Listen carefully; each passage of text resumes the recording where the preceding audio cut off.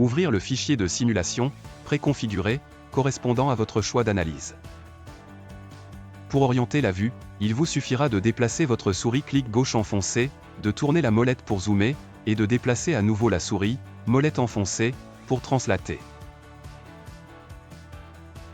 Il vous sera alors possible de vous rendre directement dans le paramétrage de conditions aux limites, ceci dans le but de contrôler, voire modifier, la valeur de vitesse d'écoulement d'air, en entrée de tunnel. Vous pourrez alors lancer la simulation, voyant ainsi défiler à l'écran la phase dite convergente de calcul, vers un résultat s'affinant au fil des opérations. Cette phase de calcul prendra fin, dès que le nombre maximal d'itérations sera atteint, ou dans un cas d'indice de précision égal à 10-4.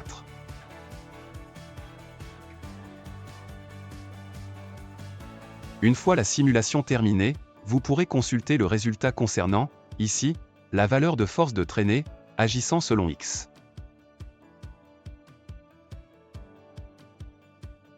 Lancez enfin le programme ParaView, destiné à visualiser les lignes de flux dans une direction donnée.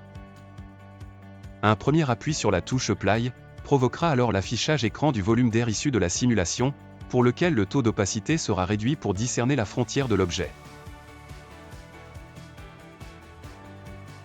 Restera ensuite à cliquer sur l'icône de visualisation de ligne de flux, pour voir apparaître à l'écran une ligne blanche, définissant la direction associée, à positionner avant affichage.